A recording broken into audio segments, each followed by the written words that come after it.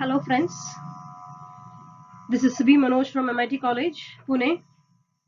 Today I am here to discuss with you all the next topic on heredity and variation.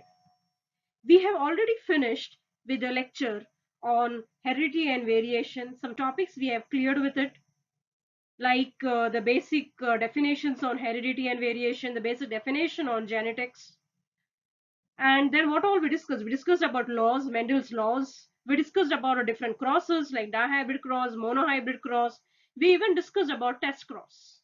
Now, there are one more cross which is left, which is nothing but called as back cross.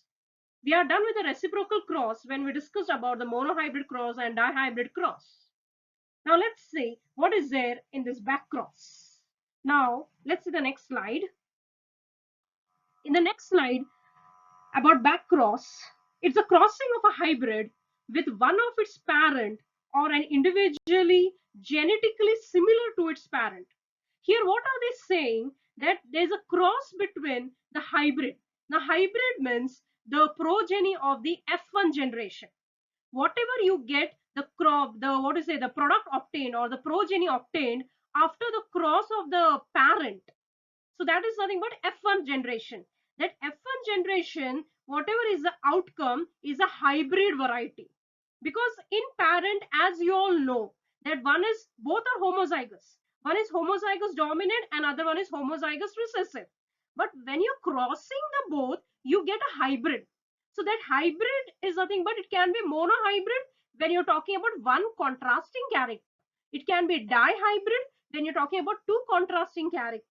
The same hybrid is crossed with one of its parent, or it can be crossed with an individual genetically similar to its parent. It is crossed with one of its parent. So that parent can be either homozygous dominant or homozygous recessive. But when we studied about test cross, the hybrid was crossed with an homozygous recessive. But here what I'm saying about back cross, that the hybrid is crossed with one of its parent, no matter it is a homozygous dominant or homozygous recessive. I repeat the definition of back cross. It is a cross between F1 hybrid with one of its two parents. It can be either homozygous dominant or homozygous recessive. Why is this back cross done by Mendel? It is done to increase the desired trait. Now, what do you mean by desired trait? Desirable trait means it can be desirable characters, like increase in the resistance towards the what you call the pest attack or the insect attack, or it can be even the increase in the viability. These are the different what you can call it the desirable characters, or you can also call that it is showing less fluctuations towards a difference in the climatic condition. Even that is a desirable character in a plant where a farmer wants to be there in the plant. So those type of desirable character can be obtained in this back cross. Now what is the next slide? Now let's see what is actual this back cross all about. This back cross is not okay. This back cross is nothing but a cross between F1 hybrid and one of its parent. That means what is happening? There can be two possibilities. Now, what is there? Two possibilities. One possibility is this parent. Which parent? This is the parent. Which capital T capitalist one parent. Small t is the other parent. Now, in this case, the cross of the hybrid, there can be two possibility. Cross of the hybrid. Hybrid means capital T, capital T, small t. Now, the cross between this capital T small t, which is a hybrid, this hybrid is obtained after crossing of the two parents. Why it is called as hybrid? Because they are different in their alleles. This is one allele, this is the other allele. So they are called as hybrid. Okay, then this capital T and capital T, then there this capital T and small capital T, what can we call this as hybrid? Can we call this as a hybrid? No, we cannot call this as a hybrid, neither this. We can call capital T and small t as a hybrid. Now, there can be two possibilities in case of back cross. One possibility is this hybrid can be crossed with the dominant parent. Either this hybrid can be crossed with this recessive parent because these are the pure lines. So they are homozygous. The parents are homozygous because they are the pure lines. Now, next is when is a cross done between hybrid and a dominant homozygous parent, what is the product obtained? Capital T, capital T, capital T, small t, capital T, capital T, capital T, small t. This is a product obtained when the hybrid is crossed with the dominant homozygous parent. Now, when the hybrid is crossed with the recessive homozygous parent, what is the product obtained? Capital T, small t. This is small t, small t. This is capital T, small t. And this is small t, small t. So what is your observation over here? The observation is you get all tall plants, that is 100% plants are tall over here. But when you're talking about this, when the capital T small t, when it is crossed with small t, at that time you get 50% tall and 50% dwarf. That is what is our observation when back cross is done. Okay, that means what is happening over here? When you're crossing this hybrid with the dominant homozygous, you get all tall. But the only difference is you get two homozygous tall, you get two heterozygous tall. That means you get 50% homozygous, you get 50% heterozygous, but both are tall. That is, dominant character is seen when you're crossing the hybrid with the homozygous dominant variety of the parent. But when you're crossing the hybrid with the recessive homozygous parent, you get 50% heterozygous tall and 50% homozygous dwarf plant. That means what is the conditional case over here? You get heterozygous tall variety as well as homozygous dwarf variety when you're crossing this hybrid with that of this, what you call the homozygous recessive, that is a dwarf condition of the parent. That is what is the back cross all about. Okay, so why are you getting here all tall? Any idea for that? Any answer for that? Why you're getting all tall? The reason is you don't have any homozygous parent which is dwarf condition. Here you don't have any homozygous small t recessive parent, you don't have.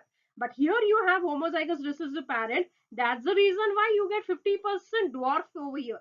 But since you don't have any dwarf variety small t over here, there is nothing to cross with the small t small t. So you don't get dwarf variety in case of the cross between hybrid and the dominant homozygous tall variety. That's the reason why you get all tall when you're crossing the hybrid with the tall dominant homozygous parent. And you get what you call half 50% tall and 50% dwarf variety when you're crossing the hybrid with that of the homozygous recessive. This is about the back cross. Now, what is the back cross? How is the back cross helpful for the farmers or the plant breeders? This is helpful in such a way that it improves the breed of a plant. To design the breeding as per the demand. If they want good variety of the plants, they can make the plant in such a way using back cross that whatever desirable character should be there in a parent can be obtained by back cross.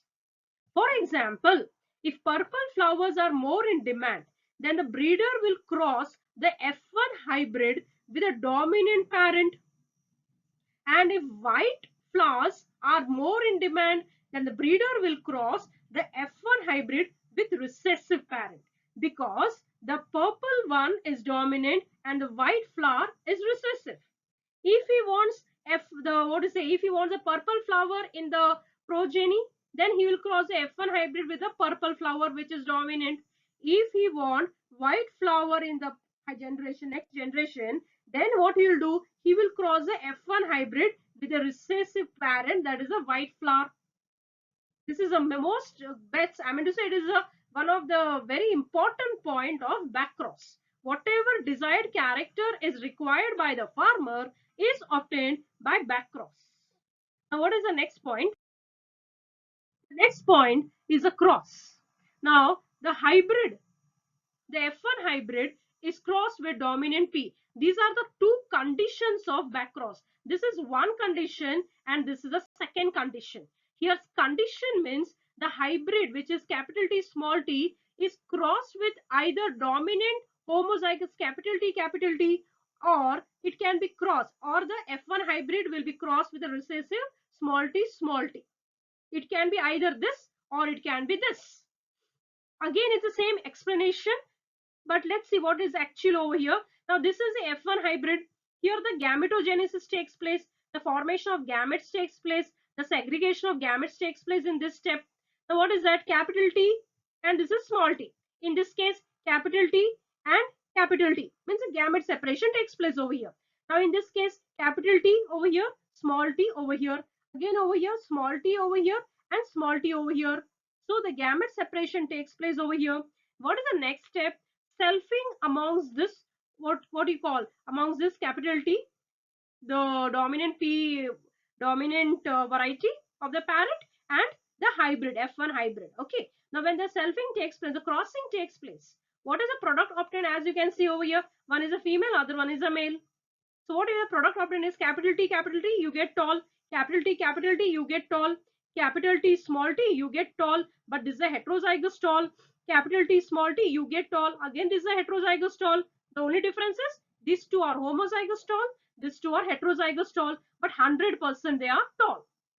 50% is homozygous tall, 50% is heterozygous tall. But when you're crossing the F1 hybrid with that of the recessive homozygous dwarf condition, dwarf parent, so what is the product obtained? You're crossing the homozygous parent, that is a recessive parent, a dwarf condition, with that of the F1 hybrid, which is a female. You can go it other way around as well. That means you are getting the product obtained. Capital T is capital small t, which is a tall. Capital T is small t, again is tall. Now small t, you are getting dwarf, and small t, you are getting dwarf over here. That means what are you getting? You are getting 50% heterozygous tall and 50% homozygous recessive. Even though you don't mention the homozygous, it is understood if it is recessive, then both the alleles will be homozygous, because the recessive character is expressed only in homozygous condition. Okay, so this is about the back cross. This is very simple to understand and very easy to understand the concept by this flowchart, by this Punnett square, you can call it as. Let's go for the next slide, please. Now, why back cross method is used? What is the reason behind using this back cross? This back cross is used for many reasons. Now, first point is, since there are many varieties which are deficient in some characters, I already mentioned, it's not necessary that a particular variety will have all the desirable character. It might have some characters which is not there in that particular plant species. It might be there in some other plant species. So if the deficient character plant is a recurrent parent. So this recurrent parent is crossed with a donor parent. The donor parent is the one which shows presence of the character, which is a desirable character. Donor parent is the one which shows a desirable character. If both these are crossed, the donor parent and the recurrent parent in which the desirable character is not there, if both these are crossed, what we'll get? We'll get the transfer of the desirable character in this recurrent parent. This is what is the back cross. Now, what is the main objective of the back cross? It is used to improve, check out the spelling is a little bit wrong, IMPROVE. It is used to improve one or two specific defect of the high yielding variety which is well adapted to the area and has other desirable characteristics. What is happening over here? It is used to improve one or two specific defect of a high yielding variety. Suppose a plant is of high yielding crop plant, is high yielding variety, but it has got some defect such as it is less tolerable towards the fluctuations in temperature. It is more susceptible to the attack of the pest or insect. So these are two or three defects in the high yielding variety. So what has been done? This is transformed in a high yielding variety with good characters by means of backcross. That is, it gets adapted to the area with the desirable characteristics. But this can be achieved only in presence, only if backcross is done. So this is the most important point of the backcross, when there is a cross between the recurrent parent and the donor parent to obtain a desirable characteristics varieties of the plant species by means of backcross. Okay, next, now here you can see the difference between test cross and backcross. Actually, what is the difference between test cross and backcross? Now, first point will be the difference between the definition of test cross. It is a breeding of dominant phenotype with its recessive phenotype. When we discussed about test cross, we mentioned that it is a cross between the dominant parent, the dominant phenotype with its recessive phenotype. That means dominant phenotype means the F1 hybrid, which is a heterozygous dominant one, is crossed with the recessive parent, which is a homozygous one. But when you are talking about back cross, it is a cross between the F1 hybrid with any one of its parent. Any one of its parents means either it will be homozygous dominant one or homozygous recessive one. But when talking about test cross, it is a recessive one. In back cross, you can cross a F1 hybrid either with the dominant homozygous dominant or homozygous recessive. The first point is the definition of test cross and back cross. Now, what is the next definition? All the test crosses are back cross.